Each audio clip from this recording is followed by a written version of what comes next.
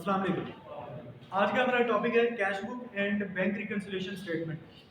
ये चैप्टर का नेम भी है cash book and bank reconciliation statement. तो हम कोशिश करेंगे कि आज हम कैश बुक के बारे में बात करें। ठीक है, इस चैप्टर के दो हिस्से हैं, यानी कि पहले क्वेश्चन आएंगे कैश बुक से रिलेटेड और फिर आएंगे बैंक रिकन्सिलिएशन स्टेटमेंट से रिलेटेड। अच्छा, बैंक रिकन्सिलिएशन स्टेटमेंट को हम शॉर्टकट में BRS भी कहते हैं। BRS, बी का मतलब बैंक, आर का मतलब रिकन्सिलिएशन और एस का मतलब स्टेटमेंट। तो हम शॉर्टकट में इसको क्या बोलेंगे? Cash book and BRS। ठीक है। अच्छा, कैश बुक क्या होती है, हम इसके बारे में बात करते हैं। सिंपल सी बात है, कैश बुक, ठीक है, कैश बुक ये अलग से एक बुक है। जैसे जर्नल एक बुक है, जैसे लेजर एक बुक है, ठीक है, उसी तरह कैश बुक भी एक बुक है। ट्रायल बैलेंस के बारे में मैंने बताया था, ये कोई बुक नहीं है, ठीक है, लेकिन ये जो कैश बुक है ये बाकायदा एक बुक है। अब इसमें क्या चीजें रिकॉर्ड होगी, इसके नाम से क्या लग रहा है?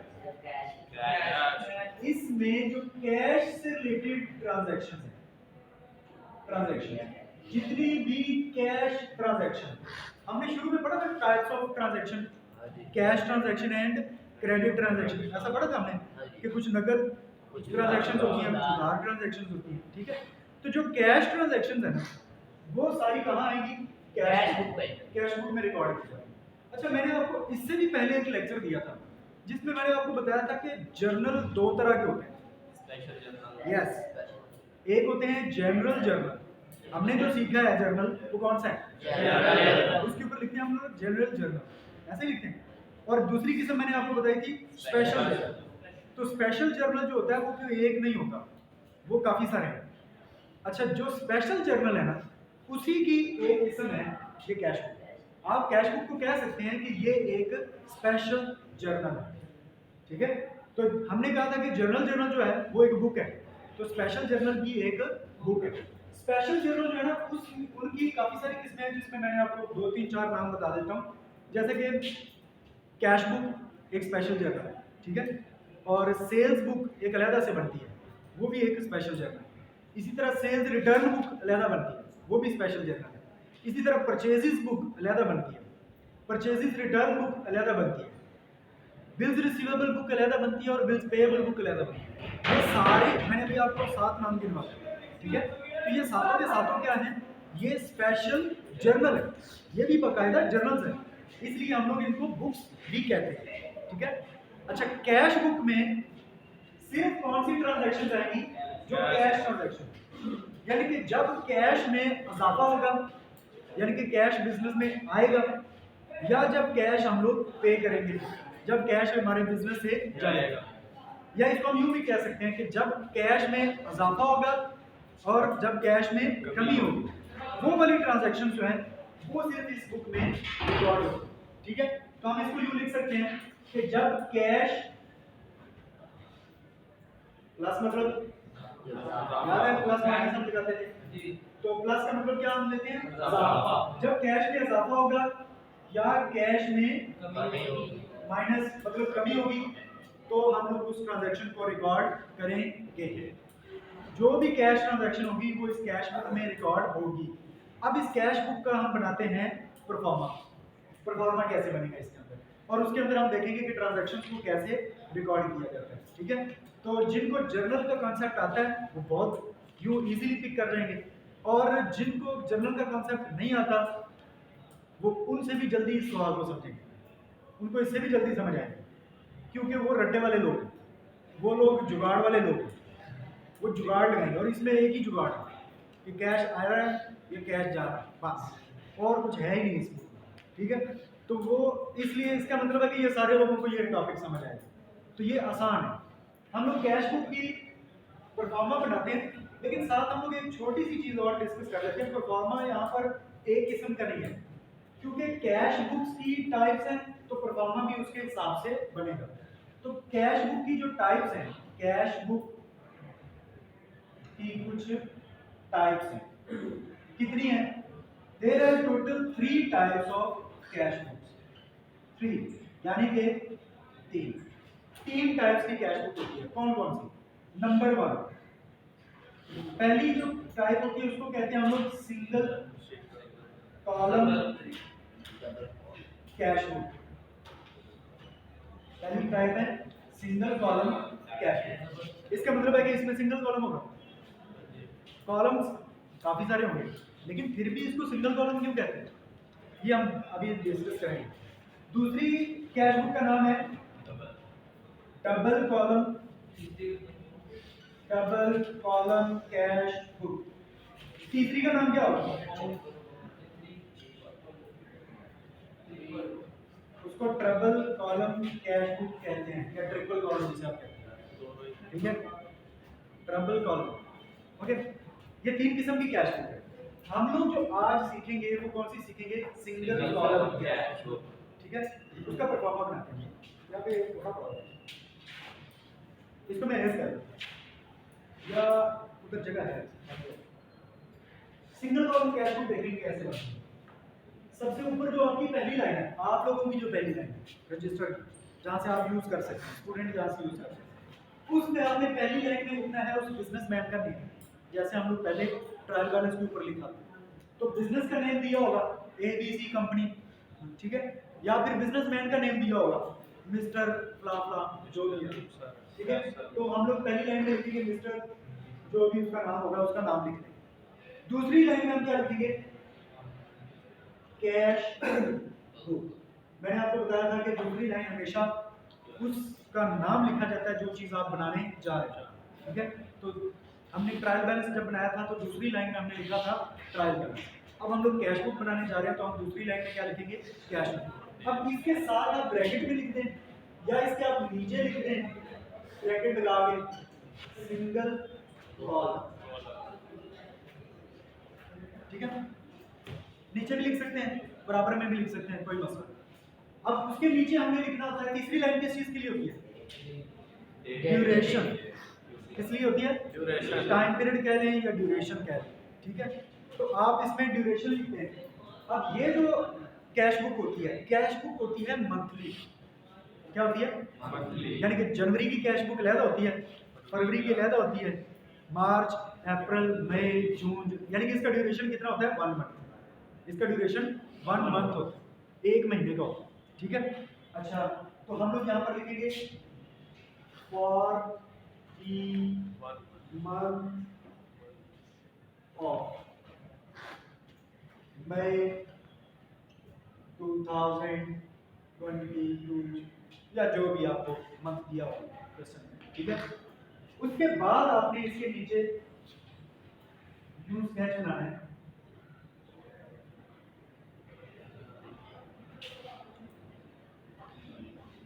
टी बन गया, टी अकाउंट जैसे हम लोग बनाते हैं, ठीक है। अब ये साइड बन गई डेबिट साइड। डेबिट साइड में हमने यहाँ पर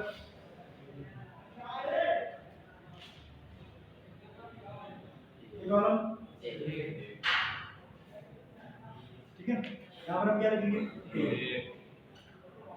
अच्छा, इधर एक कॉलम अमाउंट, अमाउंट नहीं लिखेंगे। अब उसमें हम क्या लिखेंगे? कैश, और उसके साथ रुपीस, ठीक है, क्योंकि कैश बुक बन रही है, सिंगल कॉलम बन रही है, और उसके अंदर हम क्या लिखेंगे? कैश। कैश के साथ एक छोटा कॉलम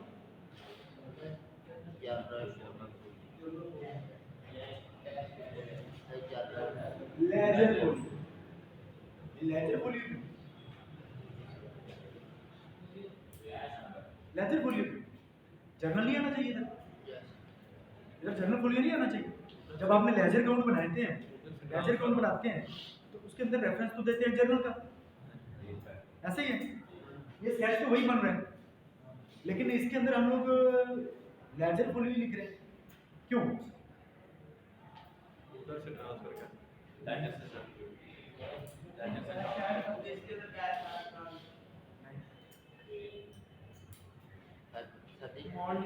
वो सही जनरल था, सही अभी ये स्पेशल जनरल है, इसलिए जनरल में सही लेजर फोलियो होता है, स्पेशल जनरल में भी इसलिए लेजर फोलियो। ये है तो भाई ये भी तो जर्नल ही है। ये क्या चीज है? ये जर्नल है, लेकिन ये कौन सा जर्नल है? स्पेशल। अभी थोड़ी देर पहले तो मैंने बताया मैं चेक कर रहा था कितने लोग जा रहे हैं, धुंध पड़ रही है आज। तो भाई ये कैश बुक जो है ये क्या है, स्पेशल जर्नल है। तो जर्नल कोई भी हो उसके अंदर रेफरेंस किसका आएगा, लेजर, इसलिए लेजर फोलियो लिखो, ठीक है। अच्छा लेकिन यहाँ पर एक कॉलम और छोटा सा बनाना पड़ता है कैश बुक में, ये इजाफी है, ये जर्नल फोलियो, इसको नहीं, इसको वाउचर नंबर कहते हैं, VNO dot, NO dot, NO का मतलब नंबर होगा, वाउचर नंबर, V नंबर, ये V लिखा है, V/नंबर, ठीक है, वाउचर नंबर, ये हो गया। अब यहाँ पर क्या लिखेंगे, पर्टिकुलर्स लिख लें, डिटेल्स लिख लें, ठीक है, ये डेबिट साइड होगी कंप्लीट। अब आ जाए क्रेडिट साइड पे। क्रेडिट साइड में पहला कॉलम यहाँ पर लिखेंगे डेट, फिर इस साइड पे बनाएंगे कॉलम कैश कैश अकाउंट, और उसके साथ रुपीस, फिर इधर लगाएंगे कॉलम लेजर फोलियो, LF, फिर उसके साथ एक और छोटा कॉलम वाउचर नंबर, उसके साथ यहाँ पर डिटेल्स, ठीक है। लो अब ये हो गई हमारे कैश बुक का परफॉर्मा तैयार, ठीक है। इसका मतलब है कि ये सारा लेजर वाला ही है परफॉर्मा, लेकिन सिर्फ एक एक्स्ट्रा कॉलम आज हमने ऐड किया है, और वो कौन सा किया है, ठीक है। बाकी सारे का सारा सेम वही परफॉर्मा है जो आप लोग लेजर अकाउंट का बना के आए, क्लियर। अच्छा अब जरा देखिए कि इसको सिंगल कॉलम क्यों कहते हैं, सिंगल कॉलम कैश बुक क्यों कहते हैं, इतने सारे कॉलम, यस, एक चीज को हम रिकॉर्ड कर रहे हैं कैश को, इसलिए इसको कहते हैं कि ये सिंगल कॉलम कैश बुक है। अब मैं बताता हूँ कि डबल कॉलम में क्या होगा और ट्रिपल कॉलम में क्या क्या होगा। सिंगल कॉलम कैश बुक जो होती है इसमें सिर्फ और सिर्फ कैश की रिकॉर्डिंग होती है, कितना कैश कारोबार में आया, कितना कारोबार से कैश चला गया, बस सिर्फ कैश, इसलिए इसको कहते हैं सिंगल कॉलम। डबल कॉलम में क्या होगा, आखिरी, इधर देखो बच्चे क्या कर रहे हो, ध्यान करो। डबल कॉलम में क्या होगा, जब हम डबल कॉलम कैश बुक बनाएंगे उसमें हम दो चीजें रिकॉर्ड करेंगे, कौन कौन सी, डबल कॉलम में कैश भी रिकॉर्ड होगा प्लस बैंक बैलेंस भी रिकॉर्ड होगा। सिंगल कॉलम में क्या रिकॉर्ड होगा, cash, only cash, single column में ओनली कैश, डबल कॉलम में कैश, कैश में कितना इजाफा हुआ, कितनी कमी हुई, बैंक को भी साथ साथ हम रिकॉर्ड करेंगे कि बैंक बैलेंस में कितना इजाफा हुआ, कितनी कमी हुई, वो भी रिकॉर्ड होगा। अब ट्रिपल कॉलम में क्या होगा, ट्रिपल कॉलम में कैश भी रिकॉर्ड होगा, भी होगा, कैपिटल नहीं, बैंक भी रिकॉर्ड होगा प्लस डिस्काउंट भी रिकॉर्ड होगा, डिस्काउंट, तो ये तीन चीजें रिकॉर्ड होंगी। अब डिस्काउंट दो किस्म का होता है, डिस्काउंट अलाउड और डिस्काउंट, ठीक है। तो ये दो किस्म का डिस्काउंट जो है ये हम रिकॉर्ड करेंगे, क्लियर होगी बात। अच्छा अब आ जाइए इसमें, ये जो कैश बुक है ये हमें क्या क्या बताती है, ठीक है। इसमें जितना हमारे कारोबार में, आज वो मैं बता रहा था कि जो लोग जानते नहीं है जर्नल क्या होता है, जर्नल का कॉन्सेप्ट जिनको पता ही नहीं, वो लोग इसमें रिकॉर्डिंग कैसे करेंगे। जितना भी कैश कारोबार में इन हो रहा है, जितना भी कैश में इजाफा हो रहा है, वो सारे का सारा रिकॉर्ड लेगा डेबिट साइड, ठीक है। यानी कि cash received from customer, good sold for cash, good sold for cash, इसका क्या मतलब है कि चीजें बेची हैं नकद, तो कैश में इजाफा हुआ। अच्छा अगर लिखो परचेज्ड फर्नीचर, तो कैश में इजाफा होगा या कमी, परचेज्ड फर्नीचर, फर्नीचर खरीदा है तो कैश में कमी होगी, कैश जाएगा, ठीक है। अच्छा एक और ट्रांजैक्शन है पेड सैलरीज, तो कैश में इजाफा होगा या कमी, कैश जा रहा है, कैश देना पड़ेगा, ठीक है। रिसीव्ड इंटरेस्ट, तो कैश में इजाफा होगा, ऐसा ही है। तो अब आप लोग ट्रांजैक्शन को समझ पढ़ के इजीली समझ सकते हैं कि कैश में इजाफा हो रहा है या कमी हो रही है। लेकिन इतना आसान होने के बावजूद कुछ लोग निकलेंगे मनहूस, नहीं मनोज, वो मनोज वाले वो क्या करेंगे, वो पता क्या करेंगे, वो आराम से कैश को देखते देखते देखते देखते वो फर्नीचर को देखने लग जाएंगे। तो फर्नीचर बिक गया, फर्नीचर में तो कमी हुई, ये तो कमी वाली साइड पे रिकॉर्ड है। हालांकि मैं बार बार कह रहा हूँ कि हम लोग सिर्फ एक चीज को देखेंगे और वो है कैश। कुछ लोग कैश को देख के छोड़ के इधर उधर देखना शुरू कर देंगे। कभी वो गुड्स को देख रहे होंगे, कभी वो फर्नीचर को देख रहे होंगे, कभी वो बिल्डिंग को देख रहे होंगे, यानी कि क्या चीज़ जा रही है क्या चीज़ आ रही है। उनका टूटा फूटा कॉन्सेप्ट जहन में बैठा होता है हमेशा जर्नल वाला, वो उसको ही लेके चल रहे होते हैं। नहीं, हमने यहाँ पर सिर्फ देखना है कैश, कैश में इजाफा हुआ या कमी, बस। जब कैश में इजाफा होएगा तो वो किधर आएगा, डेबिट साइड। और जब कैश में कमी, क्रेडिट साइड। बस। और कोई फार्मूला नहीं है, बिल्कुल ठीक है कि कैश बेसिकली एक एसेट है और इसका हमने रूल सीखा हुआ है एसेट का, rules of debit and credit में, कि कैश में इजाफा हो तो डेबिट होता है और कैश में कमी हो तो क्रेडिट होता है। बिल्कुल उसी रूल पे चलेंगे, ठीक है।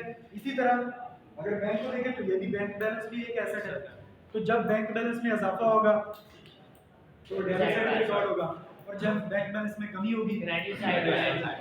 इसी तरह हमने डिस्काउंट भी दो पढ़े हुए हैं, डिस्काउंट अलाउड और डिस्काउंट रिसीव्ड। कुछ लोग लस्सी पी के आते हैं, लेक्चर सुनने आ जाते हैं, सुबह सुबह लस्सी। अब देखना वो क्या करते हैं, डिस्काउंट अलाउड भी पढ़ा हुआ है, डिस्काउंट रिसीव्ड भी पढ़ा है। अब मुझे ये बताओ डिस्काउंट रिसीव्ड किधर रिकॉर्ड होगा, दोनों ही एसेट है।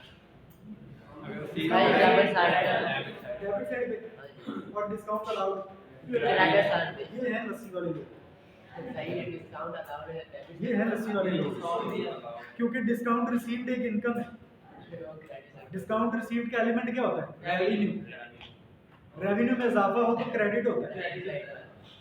डिस्काउंट अलाउड का एलिमेंट क्या होता है, expense. Discount allowed is an expense, expense में इजाफा हो तो डेबिट होता है।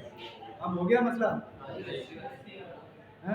डिस्काउंट रिसीव्ड इधर आना है क्योंकि उनके अभी क्योंकि जहन में वही चल रहा है ना कि कैश रिसीव किया तो वो डेबिट हो रहा है, बैंक में इजाफा भी डेबिट हो रहा है, तो डिस्काउंट में इजाफा भी डेबिट, वो उधर ही चल रहे होते हैं। ऐसा नहीं है, कैश एक एसेट है, बैंक भी एक एसेट है, इन दोनों में इजाफा डेबिट होगा और कमी क्रेडिट होगा, लेकिन डिस्काउंट अलाउड एसेट नहीं है, डिस्काउंट अलाउड एक्सपेंस है। तो डिस्काउंट अलाउड में जब इजाफा होगा, डिस्काउंट अलाउड देंगे डिस्काउंट तो वो डेबिट होगा, लेकिन जब डिस्काउंट रिसीव करेंगे तो वो ना एसेट है ना एक्सपेंस है, वो तो रेवेन्यू है। तो डिस्काउंट रिसीव्ड एक रेवेन्यू है।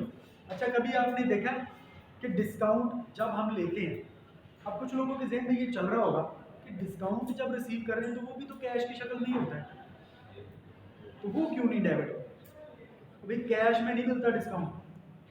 जब आप जूता लेने जाते हैं बाजार, वो कहता है 5000 का जूता है, हम कहते हैं नहीं डिस्काउंट दो, वो कहता है ठीक है 1000 डिस्काउंट दिया, तो वो कैश की शक्ल में नहीं है।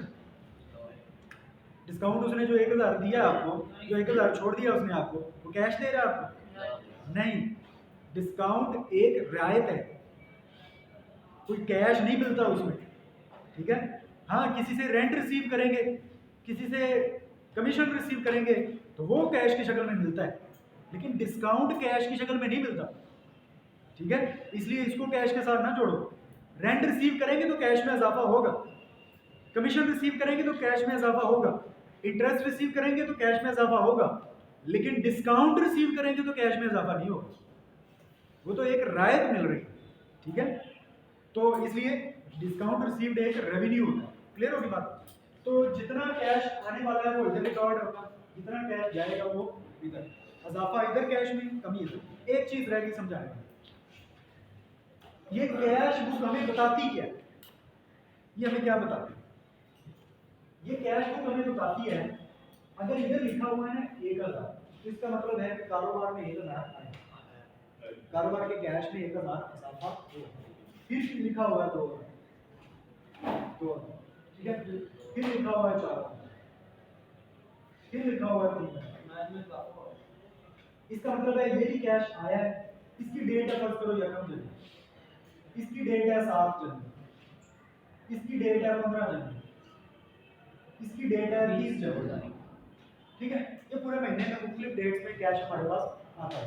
फिर क्या होगा, 3 जनवरी को हमारा कैश ब्याज था 4,000, किसी भी वजह से कोई फर्नीचर खरीदा होगा या कोई एक्सपेंस हुआ होगा, कुछ भी हुआ, वो चला गया। वजह क्या है, अब वो हम नहीं लिख रहे, हम एक कॉन्सेप्ट समझने लगे, उसमें हमें रीजन की जरूरत नहीं, ठीक है। उसके बाद क्या हुआ, 8 जनवरी को हमने 1,000 कहीं और भी पे किए। फिर हमने कोई 29 जनवरी को कोई 1,000 कहीं और भी आते हैं, ठीक है। ये हमारे सारी रिसीट्स हैं और ये सारी हमारी पेमेंट्स, ठीक है। अब ये कैश बुक हमें बता रही है, अगर इस साइड का टोटल करोगे तो क्या मिलेगा कि इस महीने में टोटल कितना कैश वसूल किया, ठीक है। ये साइड तक आएगी कि इस महीने में टोटल कितना कैश अदा किया। अच्छा, अगर मैं इससे ये पूछना चाहूँ कैश बुक से कि भाई बाकी मेरे पास कितने पैसे बचे, बता देगी ये कैश बुक, बता देगी? बता सकती है, कैसे? टोटल कैश आया कितना? 1,00,000, 2,000, 3 और 4, 7 और 3, 10,000 आया कितना? गया 6, बाकी कितना बचना चाहिए? 4,000 बचना चाहिए। अच्छा, बैलेंसिंग पढ़ा हुआ है हमने, बैलेंसिंग बराबर करना क्या कहते हैं? इस साइड का टोटल कितना है, डेबिट साइड 10,000 और इस साइड का टोटल कितना है? 6,000, ऐसे ही है। ये साइड ज्यादा है, ये साइड कम है, कितनी कम है? 4,000, फर्क कितने? 4,000। ये टोटल है 10,000, ज्यादा वाला टोटल है।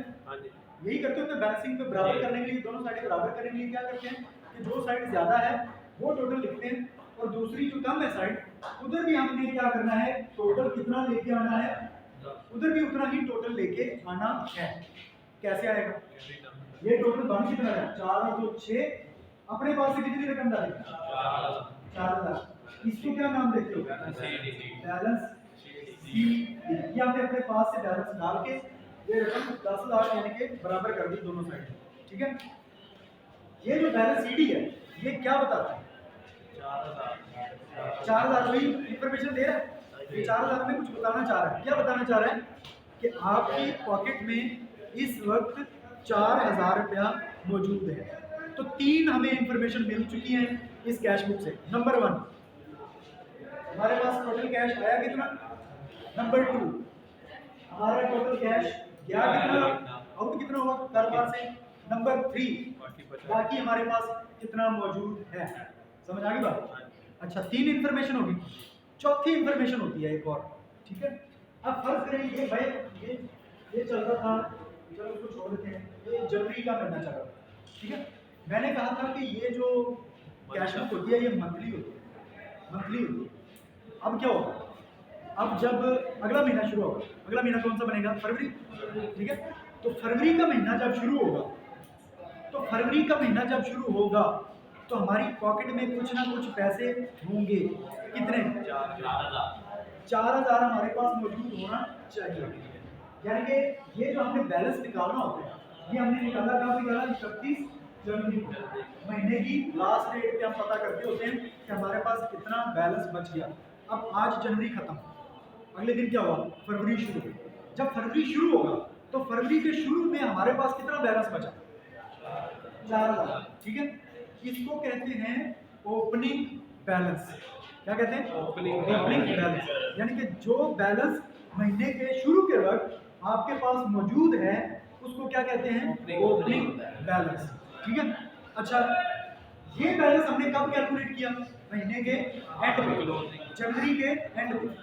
तो जनवरी के एंड में हमने ये कैलकुलेट किया, तो इसको हम लोग ये भी कह सकते हैं क्लोजिंग बैलेंस। क्या कहते हैं? Closing balance. यानी कि जब हमारा महीना क्लोज हुआ तो उस वक्त हमारे पास कितना बैलेंस था, ठीक हो गया।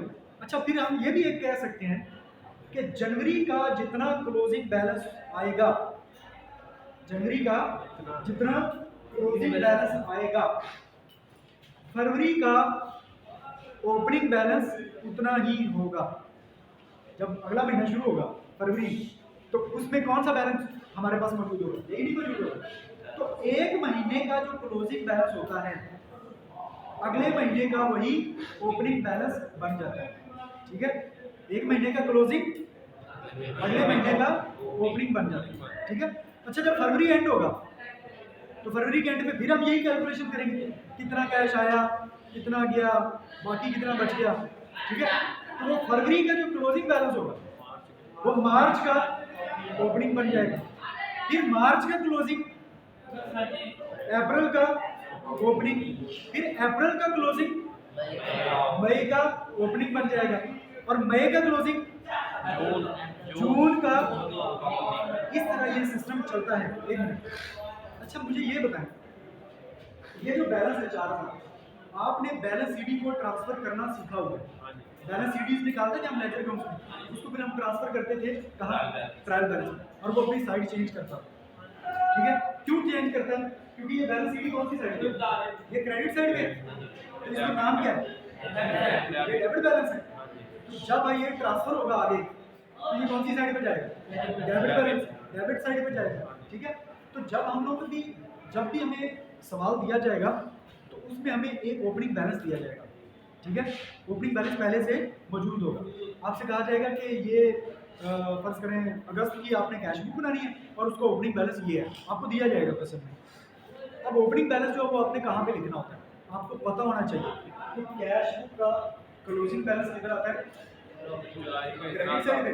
तो जब ओपनिंग बनेगा तो किधर जाएगा, डेबिट साइड। तो आपको जो भी बैलेंस ओपनिंग दिया जाएगा वो अपने कैश का ओपनिंग, कैश का जो ओपनिंग बैलेंस दिया जाएगा वो आपने कहाँ पे लिखना होगा, डेबिट साइड, और वो हमेशा यहाँ पर लिखा जाता है। ये हमारा कौन सा महीना चल रहा है, जनवरी। तो जनवरी से पिछला कौन सा होता है, दिसंबर। दिसंबर का जो क्लोजिंग था वो इस महीने में आके ओपनिंग बनना है जनवरी में, तो उसको हम लोग कहाँ पर लिखेंगे, यहाँ पर डेबिट साइड पे यहाँ पर लिखेंगे, और उसको नाम दिया जाता है बैलेंस बीडी। ये याद रखना। पिछले महीने का जो सीडी होता है अगले महीने में आके क्या बन जाता है, ब्रॉड डाउन, ठीक है। जनवरी से फरवरी में, फरवरी से मार्च में, मार्च से आप नीचे जाता है बैलेंस, ठीक है। तो इसलिए इसको नाम क्या दिया जाता है, brought down, balance brought down. जो भी आपको ओपनिंग बैलेंस दिया जाएगा वो आपने यहाँ पर लिख लिया है, ठीक है। ये जर्नल से हमारी डिस्कशन थी सारी। अभी आप लोगों को प्रैक्टिकल की डिस्कशन और थ्योरेटिकल डिस्कशन दोनों में चीज़ें आपको साथ साथ बता रहा हूँ। कुछ चीज़ें आपको समझ आ गई होंगी, कुछ आपने पिक नहीं भी की होंगी, लेकिन हम लोग कल यही चीज़ दोबारा रिपीट करेंगे अगले लेक्चर में, और इसका ये प्रैक्टिकल करेंगे। ये बीडी क्या होता है, डेबिट साइड पे कैसे रकम आती है, क्रेडिट साइड पे कैसे रकम आती है, बैलेंस सीडी कैसे निकलता है, वगैरह वगैरह। ये सारी चीज़ें हम करेंगे प्रैक्टिस, और प्रैक्टिस करेंगे तो ये हमारी चीज़ें हमारी फिंगर टिप्स पे आ जाएंगी। अभी आपको अगर कुछ समझना हो तो आप इसी वीडियो को रिपीट करके देख लीजिएगा, ठीक है। अगर रिपीट करके ना भी देखेंगे तो हम लोग कल परसों आने वाले दिनों में हमने रोजाना अब यही काम करना है, ठीक है। लेकिन ये काम थोड़ा सा चलेगा फास्ट चलेगा। मैंने एक दिन में cash single column cash book मैंने करवा देनी है, प्रैक्टिकल करवा देनी, प्रैक्टिस करवा देनी, और उससे अगले दिन मैंने परसों डबल कॉलम पे आ जाना, डबल कॉलम, फिर एक दिन उसकी प्रैक्टिस करवाऊँ, फिर उससे अगले दिन मैंने ट्रिपल कॉलम करवा के क्लोज, ये हमारा पार्ट क्लोज हो जाएगा। मैंने अगले 5-6 दिन के अंदर आपको ये तीनों कॉलम्स की जो कैश बुक्स हैं ये मैंने ख़त्म करवा दी है, इसलिए कोई भी स्टूडेंट छुट्टी ना करे किसी भी वजह से, ठीक है। थैंक यू वेरी मच, अल्लाह हाफ़िज़।